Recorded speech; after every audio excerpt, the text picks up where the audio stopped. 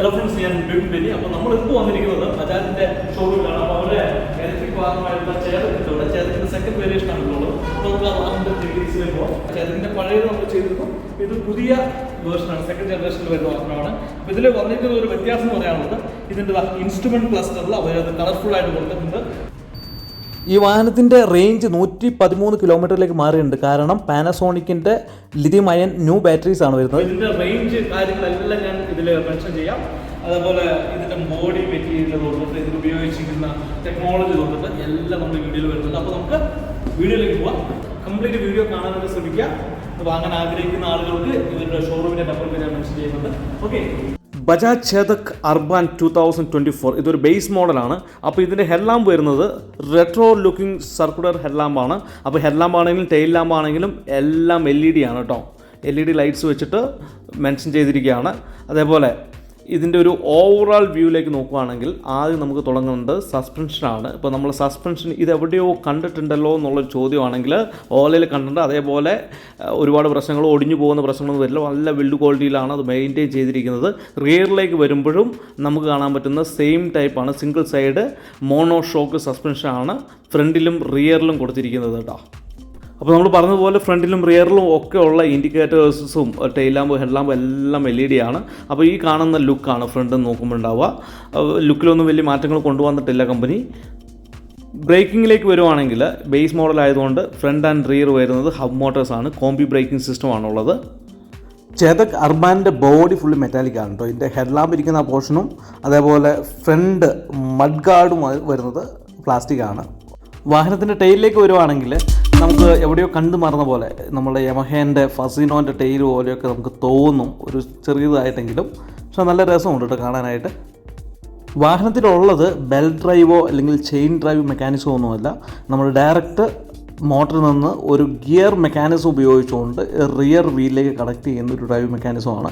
ഇത് വളരെ സ്റ്റെബിലിറ്റി കൂട്ടുന്ന, അതേപോലെ വാഹനത്തിൻ്റെ പെർഫോമൻസ് ആണെങ്കിലും ഡ്യൂറബിലിറ്റി ഒക്കെ കൂട്ടാൻ സഹായിക്കുന്നതാണ് കമ്പനി അവകാശപ്പെടുന്നത്.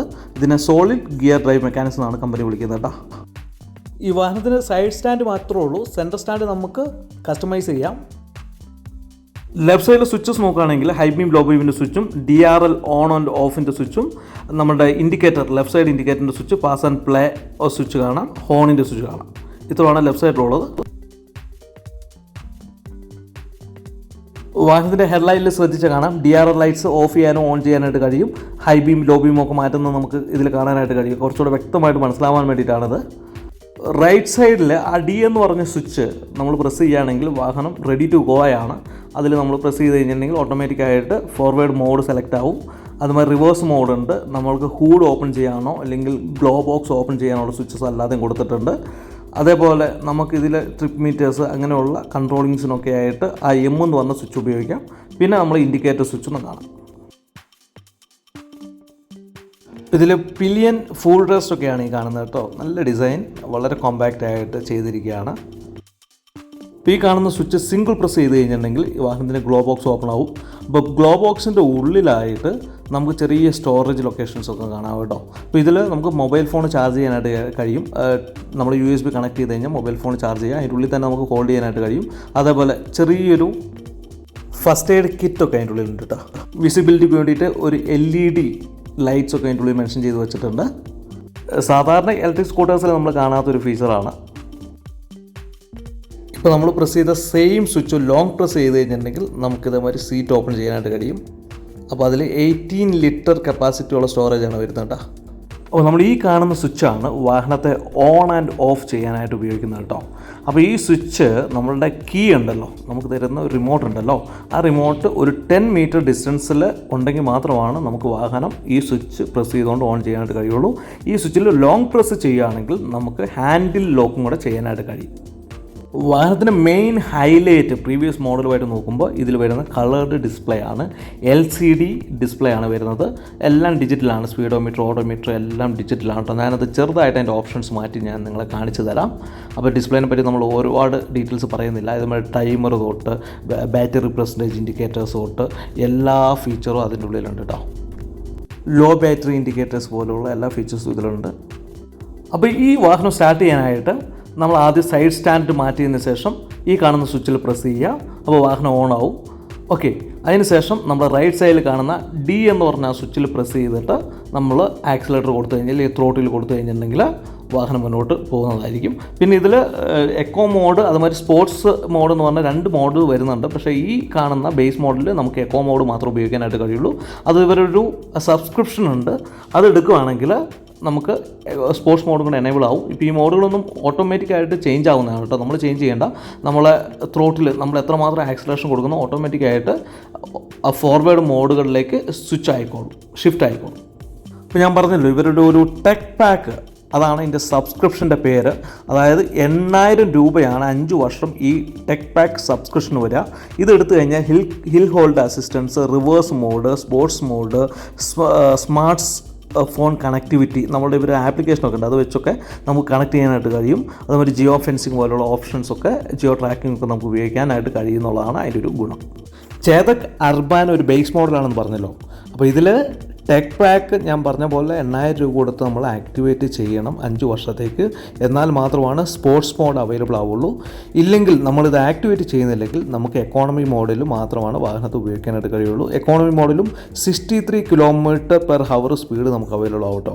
ഒരു 50 കിലോമീറ്ററിന് താഴെ നമ്മൾ പോവുകയാണെങ്കിൽ നമുക്ക് ഏകദേശം ഒരു 100 കിലോമീറ്ററിന് മുകളിലായിട്ട് അതിൻ്റെ റേഞ്ച് കിട്ടും. ഇവർ പറയുന്നത് 113 കിലോമീറ്റർ ആണ്, പക്ഷേ നമുക്കൊരു 100 കിലോമീറ്റർ ഓൺ റോഡ് നമുക്ക് പ്രതീക്ഷിക്കാം.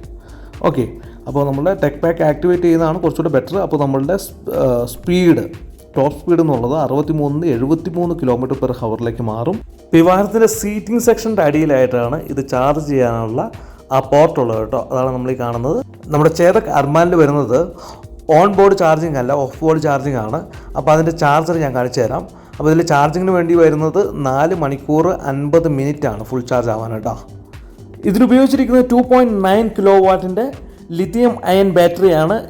IP67 വാട്ടർ റെസിസ്റ്റൻസ് സംവിധാനമൊക്കെ വരുന്നുണ്ട് കേട്ടോ. ഈ കാണുന്നതാണ് ഈ വാഹനത്തിൻ്റെ സ്മാർട്ട് റിമോട്ട്. ഈ റിമോട്ടിൻ്റെ ഒരു പ്രത്യേകതയുണ്ട്. ഈ റിമോട്ട് ഉപയോഗിച്ചുകൊണ്ട് ഏത് വാഹനത്തിൻ്റെ ഡീറ്റെയിൽസ് ആണോ ഈ റിമോട്ടിൻ്റെ ഉള്ളിലുള്ള ചിപ്പിൽ നമ്മൾ എൻ്റർ ചെയ്തിരിക്കുന്നത്, ആ പർട്ടിക്കുലർ വാഹനം മാത്രമാണ് ഈ റിമോട്ട് ഉപയോഗിച്ചുകൊണ്ട് ആക്സസ് ചെയ്യാനായിട്ട് കഴിയുള്ളൂ. സെൻസാർസൊക്കെ വരുന്ന സ്മാർട്ട് റിമോട്ടാണിത്. ഇപ്പോൾ ചേതക് അർബാനിൽ വരുന്നത് ഓഫ് ബോർഡ് ചാർജിങ് മെക്കാനിസമാണ്. അപ്പോൾ കാണുന്ന വലിയ ബോക്സ് ഉണ്ടല്ലോ, അതൊരു സ്റ്റെബിലൈസർ യൂണിറ്റ് പോലെ വർക്ക് ചെയ്യും. അതാണ് അതിൻ്റെ കൺട്രോളിംഗ് ഒക്കെ. അപ്പോൾ അതിൻ്റെ ഉള്ളിൽ ഒരു മോട്ടർ വരുന്നുണ്ട്, മോട്ടറിൽ ഒരു ഫാൻ വരുന്നുണ്ട്. അത് ഹീറ്റ് ആവുന്നുണ്ടെങ്കിൽ ആ ഹീറ്റ് റെഡ്യൂസ് ചെയ്യാൻ വേണ്ടിയിട്ട് ഒരു കൂളിംഗ് എഫിഷ്യൻസി കൊടുക്കാൻ വേണ്ടിയിട്ടാണ് അതിൻ്റെ ഉള്ളിൽ ഫാൻ വരുന്നത്. ഒരു സ്റ്റെബിലൈസർ പോലെ വർക്കാവും.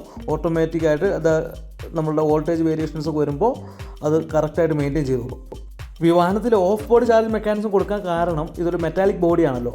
അപ്പോൾ നമ്മൾ എർത്ത് അടിക്കാനുള്ള ചാൻസസ് ഒക്കെ ഉണ്ടാവില്ല എന്നുള്ളത്, പൂർണ്ണമായിട്ടും എർത്ത് അടിക്കത്തില്ല എന്നുള്ളതാണ് അതിൻ്റെ ഒരു ഗുണം. അപ്പോൾ നമ്മൾ ഓടിക്കുമ്പോൾ വളരെ കംഫർട്ടബിളാണ്. കാരണം അത്യാവശ്യം വെയിറ്റ് ഉണ്ട്. സാധാരണ നമ്മൾ സ്കൂട്ടേഴ്സ് കൊണ്ടുപോകുന്ന പോലെ, നമ്മൾ നോർമൽ പെട്രോൾ വാഹനങ്ങൾ കൊണ്ടുപോകുന്ന പോലെ വാഹനം കൊണ്ടുപോകാനായിട്ട് കഴിയും. സീറ്റ് വളരെ കംഫർട്ടബിളാട്ടോ. ലോങ് റൈഡിനൊക്കെ ഏറ്റവും നല്ല സീറ്റ്സാണ്. വെയിറ്റ് ഉള്ളതുകൊണ്ട് അതിൻ്റെ സ്റ്റെബിലിറ്റി കാര്യങ്ങളൊക്കെ നല്ല രീതിയിൽ ഇമ്പ്രൂവ് ആയിട്ടുണ്ട്. അപ്പോൾ കൂടുതലൊന്നും പറയുന്നില്ല. അപ്പോൾ ഡിസ്പ്ലേ ഒക്കെ നല്ല തെളിച്ചത്തിൽ തന്നെ നമുക്ക് കാണാനായിട്ട് കഴിയും. വാഹനത്തിൻ്റെ വാറൻറ്റിയെ പറ്റി പറയുകയാണെങ്കിൽ 3 വർഷം വാറൻറ്റി വരുന്നുണ്ട്. 3 വർഷം ഇല്ലെങ്കിൽ 50,000 കിലോമീറ്ററാണ് കേട്ടോ. ഇത് നമുക്ക് 2 വർഷം കൂടെ എക്സ്റ്റെൻഡ് ചെയ്യാം. 2 വർഷം എക്സ്റ്റെൻഡ് ചെയ്യുമ്പോൾ 20,000 കിലോമീറ്റർ കൂടെ നമുക്ക് എക്സ്ട്രാ കവറാവും. അപ്പോൾ 5 വർഷം വാറൻറ്റിയും 70,000 കിലോമീറ്റർ, ഇതിൽ ഏതാണോ ഫസ്റ്റ് ആവുന്നത് അതാണ് വാറൻറ്റിയിൽ കാൽക്കുലേറ്റ് ചെയ്യുക. നമ്മുടെ ചേതക് അർബാൻ 4 കളേഴ്സിൽ അവൈലബിൾ ആണ് കേട്ടോ. അതായത് ഗ്രേ, ബ്ലൂ, ബ്ലാക്ക്, അതേമാതിരി വൈറ്റ് കേട്ടോ. അപ്പോൾ ഈ വാഹനത്തിൻ്റെ കോസ്റ്റ് വരുന്നത്, കേരളത്തിലെ ഓൺ റോഡ് കോസ്റ്റാണ് പറയുന്നത്, 1,28,000 രൂപയ്ക്ക് നമുക്ക് ഈ വാഹനം ഇറക്കാനായിട്ട് കഴിയും. ഇതിൻ്റെ പറഞ്ഞ പോലെ ടെക് പാക്ക് എന്ന് പറയുന്ന ആ ഓപ്ഷനും കൂടെ എനേബിൾ ചെയ്ത് ഇൻഷുറൻസ് എല്ലാം കവറായി വരുവാണെങ്കിൽ 1,38,000 രൂപയാവും കേട്ടോ.